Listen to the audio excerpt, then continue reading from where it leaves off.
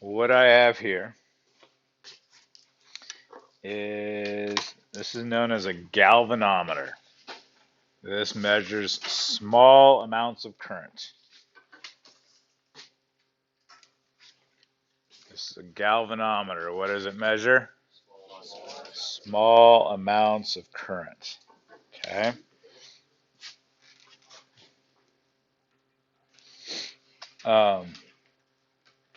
What I have here is a wire, just a long wire. Okay. And I'm going to hook that up to the galvanometer, which measures what? Small amounts of current.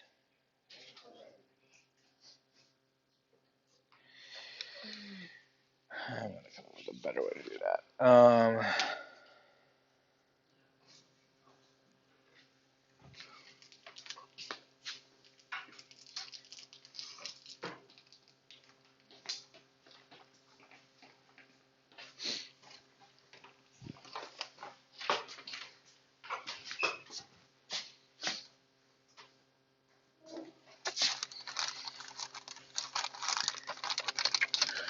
Ooh, better idea.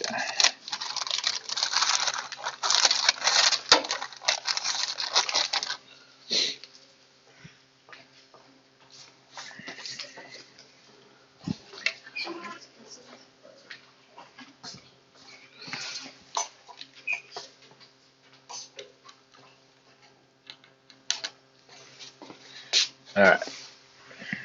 It's going to be a little more robust. Hooking this up to a galvanometer. Well, maybe.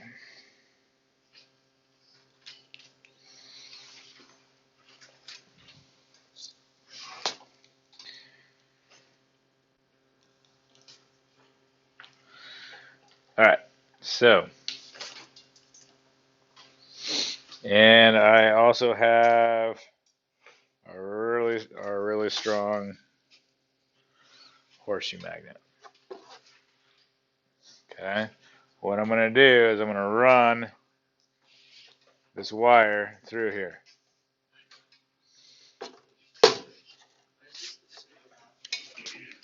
Okay, kind of hold that above your head. Watch. Ready?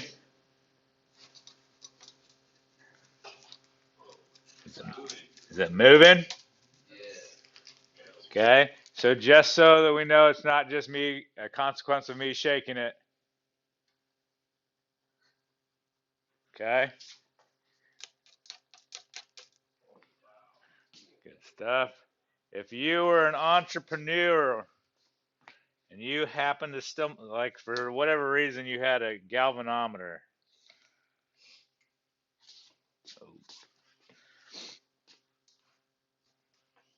Oh, that's a painful process.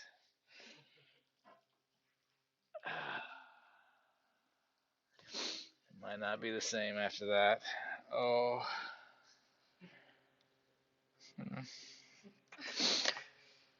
Oh, that is a tragedy.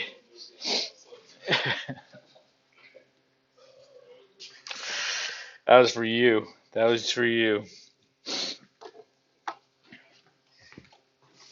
Okay. If you're an entrepreneur and you, for whatever reason, were playing around with a galvanometer and a really strong magnet and a wire, and you're like, wow, look at that. That's crazy. What could you do with that and make billions of dollars? Nope, with that idea.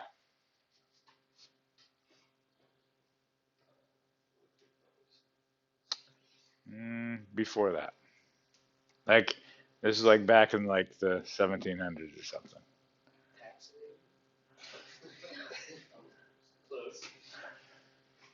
Getting colder. A little warmer. We are creating a generator. You can create electricity. Folks, we just created electricity. That was like homemade from scratch electricity. We could light a light bulb. I thought there was like something like about like electricity isn't created, it's just like moved around. We just moved around. Like it doesn't just sit there. Like we have to do stuff. Like what? Are we gonna get to create our own little generators? No. That's disappointing. Okay. So, but does that make sense? Like we just created electricity. Okay. All right.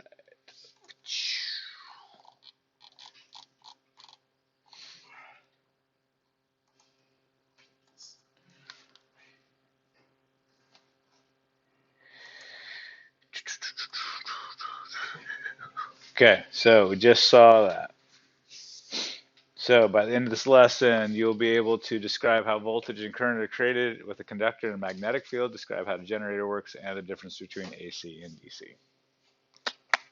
Okay, foundational fact number 3. The conductor experiences a changing magnetic field, then voltage is induced or created across the conductor. If the conductor is wired in a complete circuit, then current is created. Okay. If the conductor experiences a changing magnetic field, then a voltage is induced, created across the conductor. If the conductor is wired in a complete circuit, then current is created.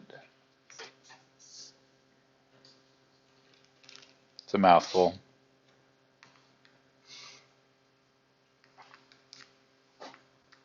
The conductor experiences a changing magnetic field. And voltage is induced across the conductor. If its conductor is wired in a complete circuit, then the current is created. Good with that.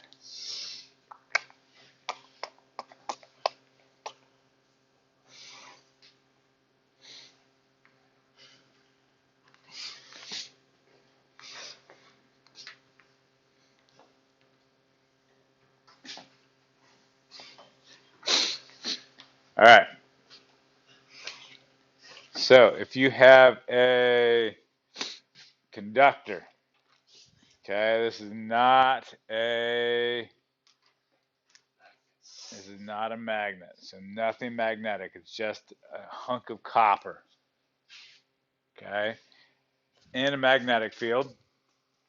Okay, this is like, let's say it's produced by a giant horseshoe magnet. We've got the North Pole, South Pole. We like dip that under, and so it's magnetic field lines going out of, North Pole, South Pole, out of north into south. Okay, sitting here, nothing happens. But if we take this and we grab a hold of this thing,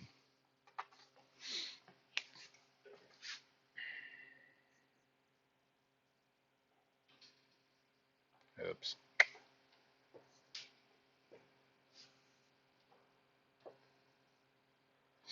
And we pull it through with some velocity. Okay. And this thing is filled with moving charged particles. Sorry, is filled with charged particles, protons and electrons.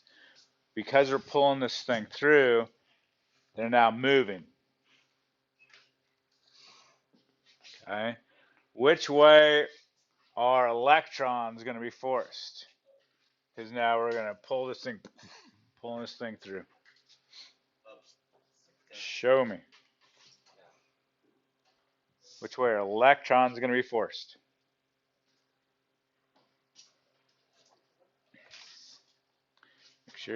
Make sure you're using your right hand.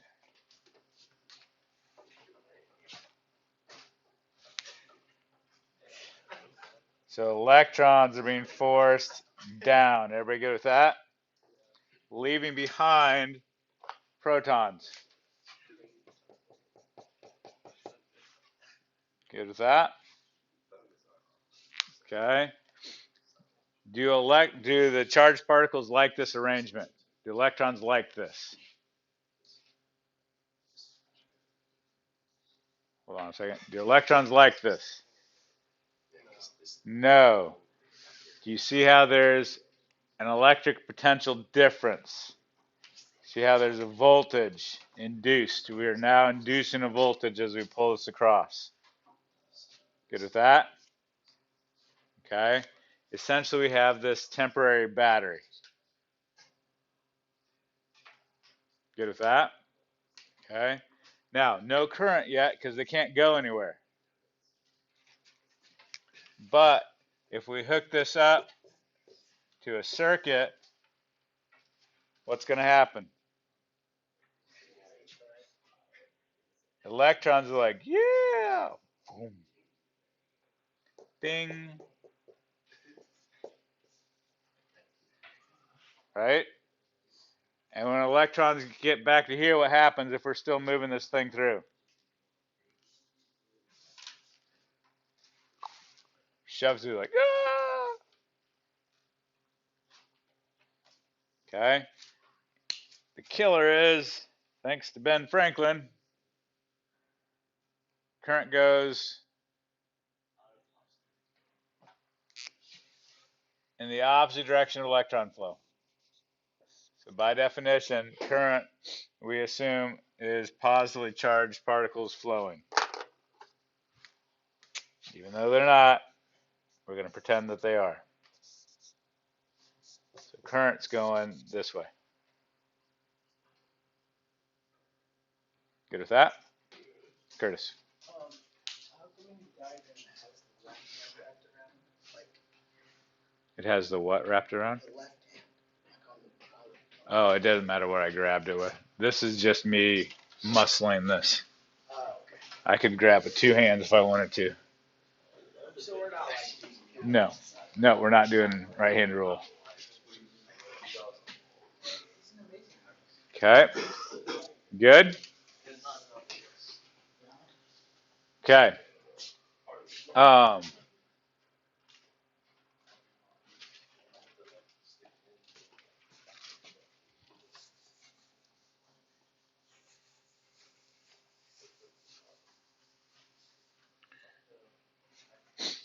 okay, this is the right side, this is the left side.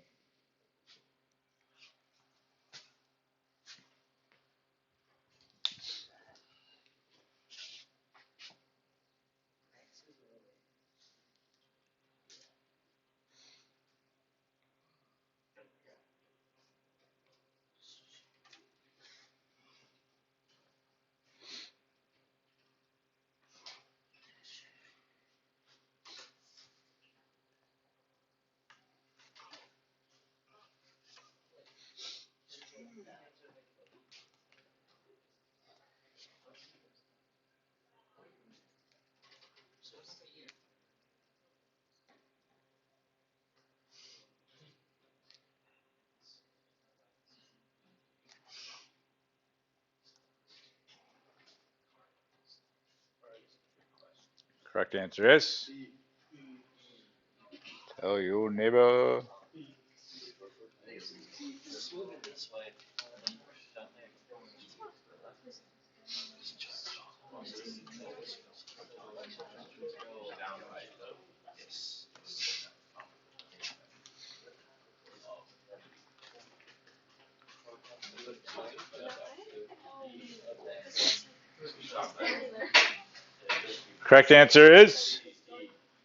Correct answer is, B.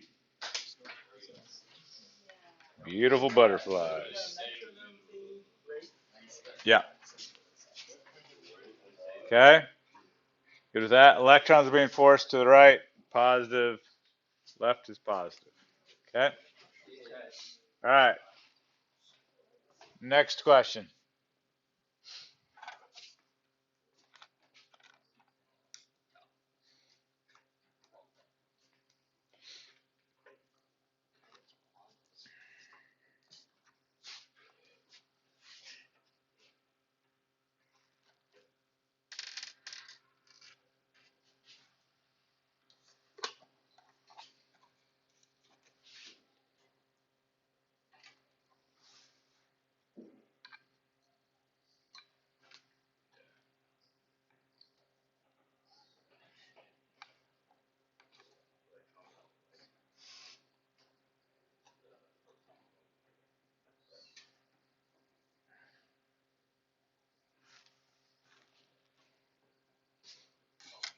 Okay, I'll just save you. Correct answer is C. Why? Not hooked up to complete circuit. There is an induced voltage, but there is no current. Good with that? Okay, so let's not be a jerk and give you something that actually can be answered.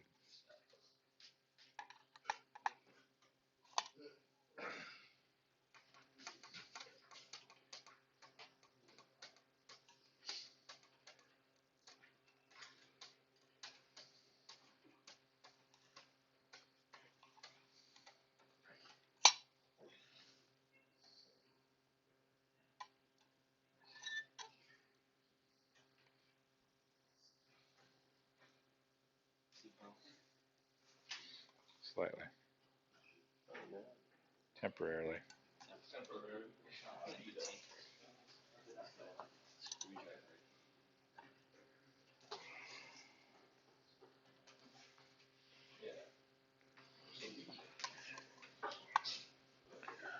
Correct answer is, tell your neighbor.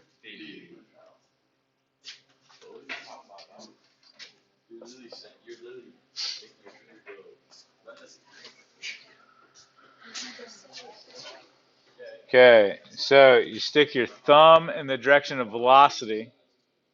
Okay, your charged particles are moving. Okay, we're not sticking our thumb in the direction of current. We're inducing, we're creating current. Current has not yet been created. Okay, so we're sticking our thumb in the direction of velocity, which way we're pulling this thing. Okay, so all the charged particles are moving that way.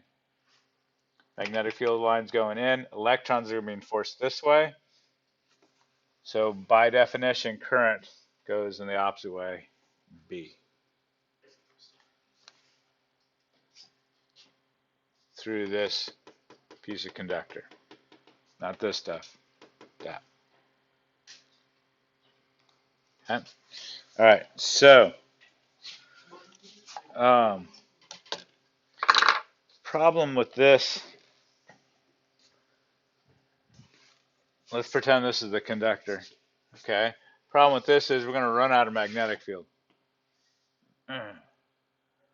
Well, we could like run it back the other way.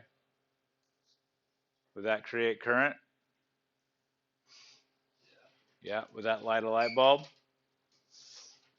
Yeah. But what's the difference between me running it this way versus me running it that way? Yep, the current's going to flow the opposite way. Does that make sense? But light bulbs are all right with that. So if we can just like keep it going back and forth,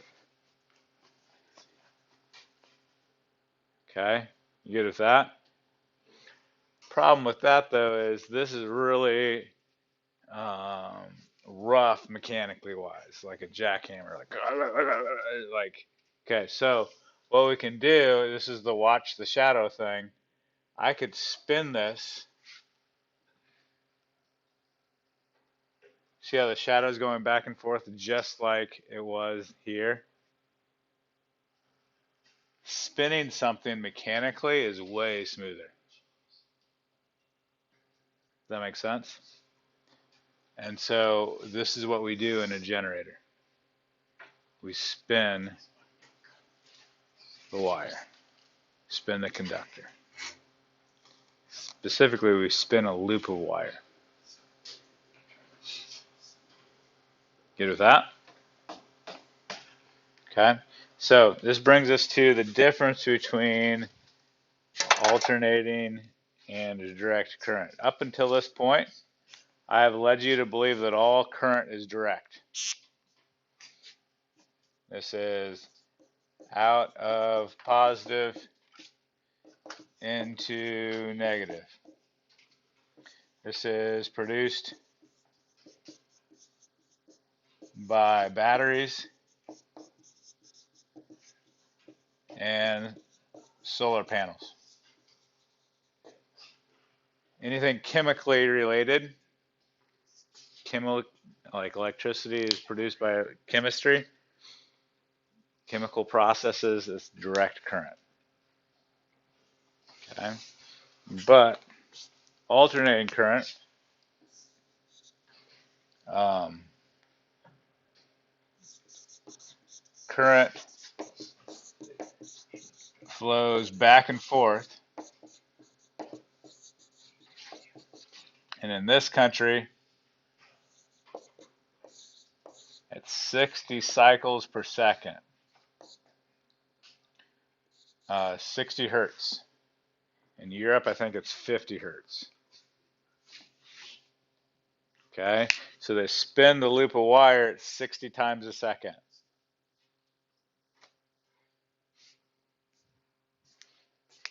Okay, and this is produced by generators.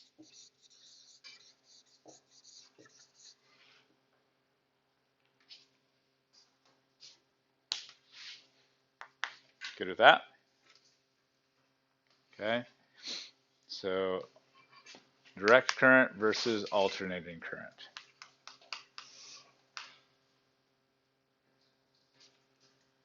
So a follow-up question. What kind of current comes out of the outlets in the United States, AC or DC?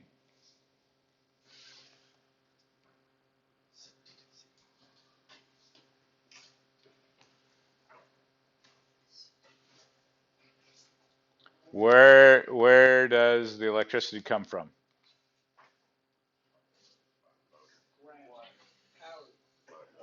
Comes from power companies, right? Electric companies. Do you think electric companies have really big batteries, or do you think they have really big generators? They have really big generators. So, uh-uh. AC. What? Because the line, the hose going from the power company to our house, somewhere got severed. So we're like, it's not getting to you. Good with that? Okay, so here, this is a simple model of a generator. It's producing alternating current. Pre-cal folk, kind of looks like a sine or cosine curve, yeah? There's a lot of math associated with that we're not going to do. Mm. Okay? All right, so this is another animation of, so you have a magnet creating a magnetic field. Here you got a galvanometer showing the direction of current going back and forth. Good with that? How come like these generators are all like made of magnets, but like generators you buy in the store are like gas powered? Great question. Hang on to that thought. Okay, so what can we do to increase the amount of electricity produced? Current produced. We could spin faster. Yep. Stronger magnet and more loops. You have more conductor. Good with that? Okay. So here I have a hand cranked generator.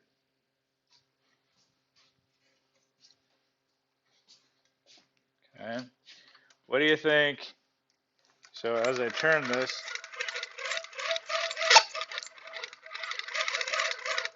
what do you think these are? Magnets. Inside the magnets, what do you think I'm spinning? Loops of wire. See how this is flickering? Okay, that's a consequence of the current going back and forth. Okay, I'm just not spinning it fast enough for it to have a continual. You know how you like do flip books? I'm just not flipping the flip book fast enough so you can see the like it'd be smooth. Good with that? Okay. So, how do power companies, electric companies, spin the loops of wire? Do you have like a big hamster wheel with thousands of hamsters, like, like what? How do they spin the loops of wire?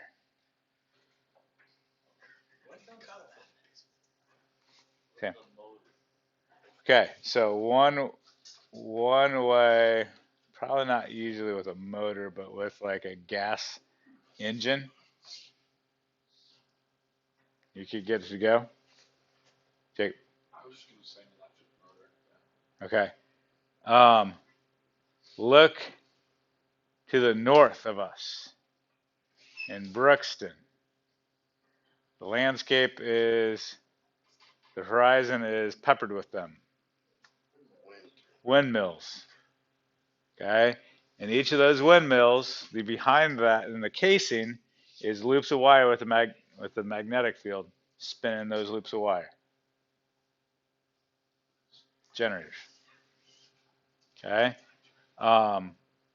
Hydroelectric, like dams, create high pressure with the depth of it, shoot that high pressure water through the turbines, spins the loops of wire. Most of our electricity is produced, though, by burning fossil fuels.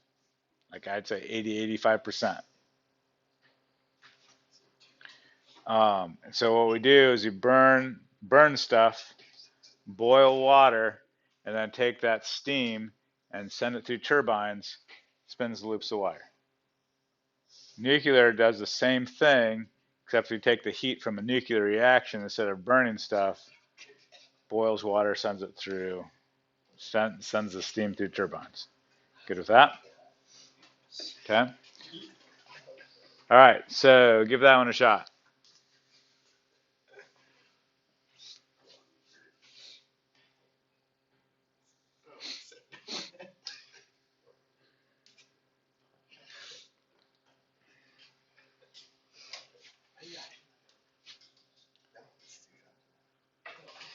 Correct answer is A. Okay. The electrons, they just go back and forth 60 times a second. That's it. You just, when you plug in the outlet, you're just making the electrons jiggle. Good with that? Okay. All right. So here's a crazy thing. If you had an electric motor, could you use it to make a generator by spinning it to create electricity? If you look at the simple model of a motor versus a generator, they have the same pieces. Both have a magnet with a magnetic field. Both have a loop of wire. Okay, they're the same thing, just opposite function. Okay, what I have here is a hand crank generator that I'm going to put a light bulb to.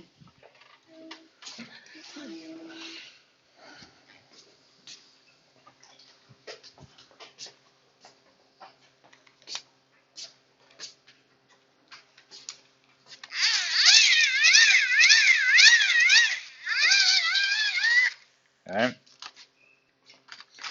Now I'm going to hook that up to another generator.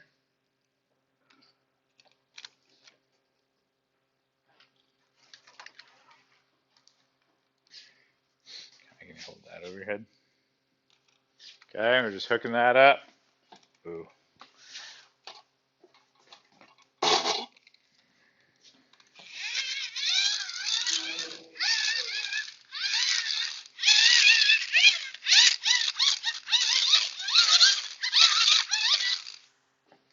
Okay.